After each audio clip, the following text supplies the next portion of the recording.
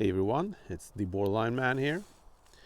I'm sorry for the constant gray and dreary images. It is the weather has been very, very similar each day I've filmed lately. It's it's almost comically gray. One thing, the origin of borderline. For each person is debated. There are a lot of theories going on out there. Some people are convinced it's just a trauma that you can get over and so on. And it can perhaps be, but I'm not sure it is in the real cases of borderline. And the reason is not only my personal anecdote about myself, it is also the fact that I've noticed that there are some things that seems to be inherited, in my case at least. I can for sure see things in my father that are similar to my own. I don't have a very good personal relationship with him. He is basically someone I constantly clash with, and I think the very reason is probably connected to the fact that I think he has, if it's not borderline, it leads some form of emotional disturbance. He is also very unresponsive to the fact that he is obviously having dementia. You can clearly tell it. He forgets things and he loses track of words and so on. And he also lost his bearing sometimes where he is and so on, especially when he gets stressed out. So I think he has borderline. And it's not something I can discuss with him. He is very, as I said, unresponsive to any form of discussion about mental health. It's never going to happen, basically. But my living situation is like that I meet him a lot, and I can clearly tell that he suffers from very difficult he suffers really much from not being able to control his emotions. He is constantly upset and angry with all kinds of everyday material things. He constantly gets upset by, the most silliest of things. He drops something on the floor. He's not only sighing about it, he is basically almost crying about it. It is completely and utterly out of proportion. And if he's fixing something, doing some practical stuff and, drops a nail or something like that, or something just not working as he wants it to, he kind of, without any exception, loses his mind and gets really, really upset. It's to the point that people have reacted. Not only me, not only my mother, his wife, but also other people have commented and asked, what are you doing? When you know what friends to the family react to this and comment on his behavior, you know it's bad then. Really, really bad. And besides this, he's also in a really bad relationship with my mother. They're not having a good relationship, and I don't think they've had it for the last 20 years or something. But I can't see any sign of him wanting to leave the relationship. Or maybe he does, but there's no sign of it. Sure, there are aspects of it. It's a simple fact that they are both quite poor, and The economical situation doesn't really allow them to separate, I think. But still, you know, people try to manage it still and find a solution when things are bad. But you can clearly tell they are both fed up with each other. He, in his mind, in his point of view, I think he finds my mother to be someone who bitches about everything all the time, complains about everything, and nothing he does is good. And from her perspective, he is completely unresponsive to any form of input about anything. And I get their both perspective. I do. It doesn't matter how wrong you are about things. If someone complains about what you do all the time, you get fed up with it. It comes to a point when you are actually, you get tired from it, and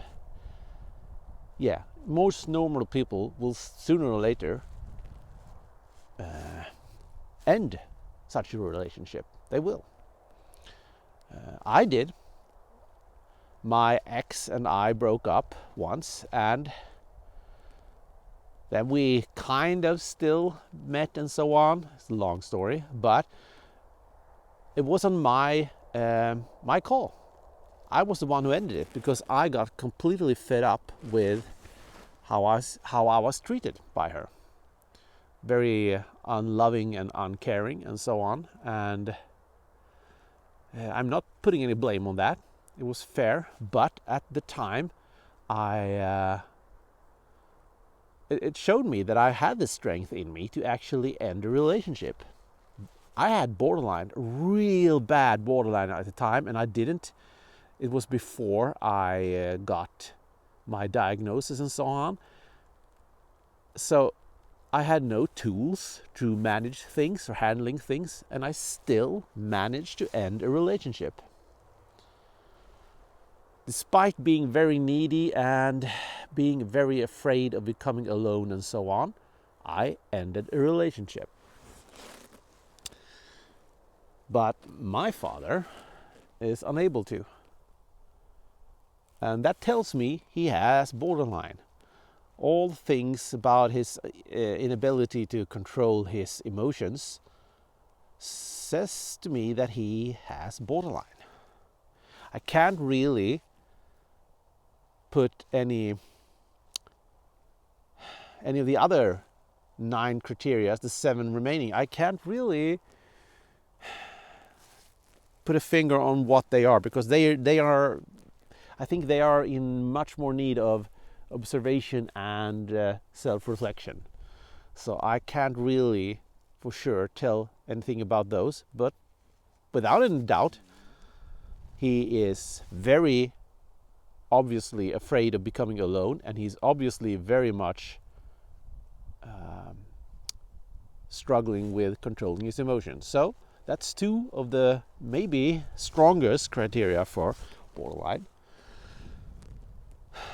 I've also, of course, contemplated that could be his onset of dementia that is making this happen, and he's just a very emotional person. But yeah, I'm not sure.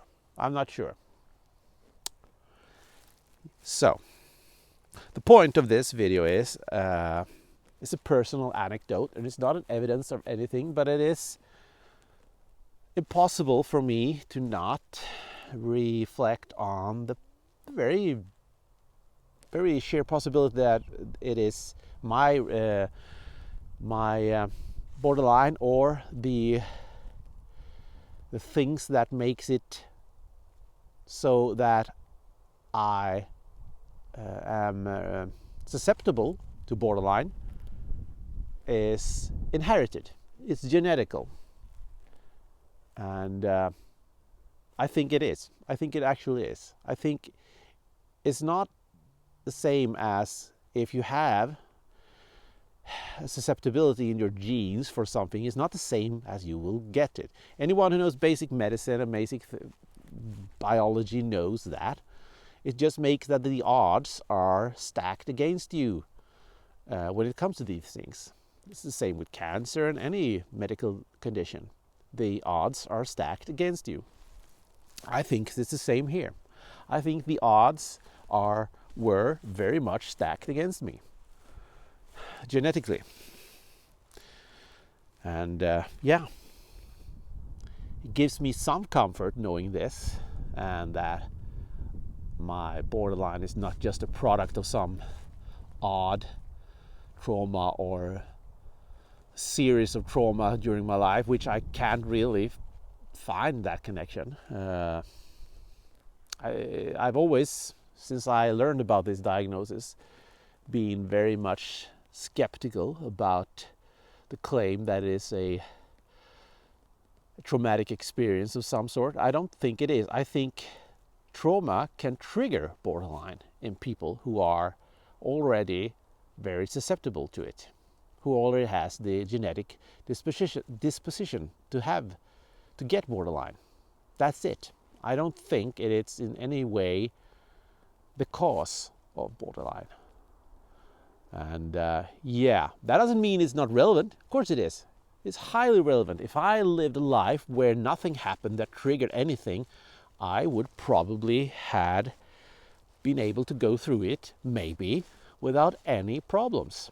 But I don't think, or rather I know that didn't happen, so there's no point in me speculating about that, of course. But every time I try to do some soul searching and looking back at my life and at the things I could have changed and done differently and so on, and if there is any specific point in where everything dramatically changed, well, there are some bad clashes I've had with my now ex that are obviously points where I got triggered, but it is a set of things more, and it's not started from nothing. I can find things in my earlier life, in my previous relationship, where there's obviously things there are not normal responses in me, but there were other things that, since she was a very different person, she didn't trigger in me. I never became insecure with her, my previous relationship, because she never acted in a way that made me insecure.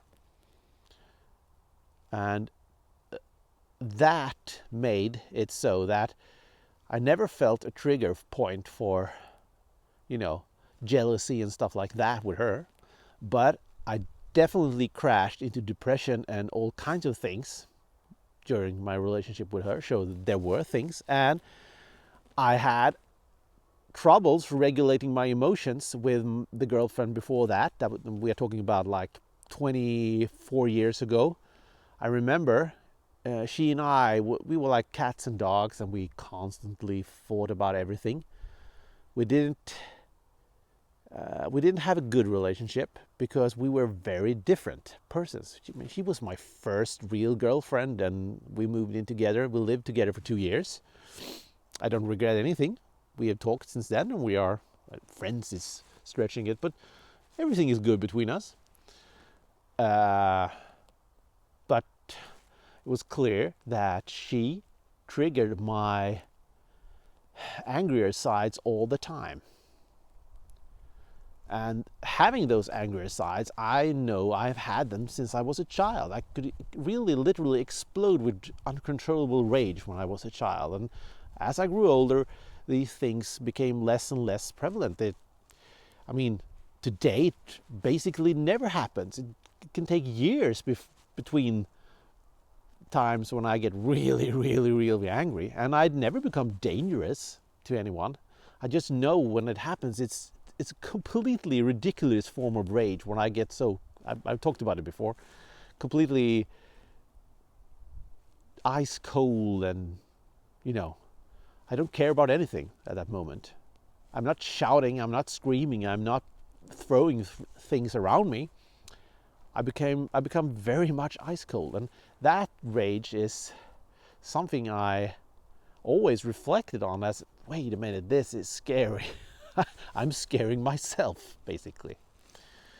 So I've always known, even since I was a child, that, hey, there's something strange about you that I'm not seeing in anybody else. I haven't seen it in the adults. I haven't seen it in my friends when I was in school and so on. But I've noticed it.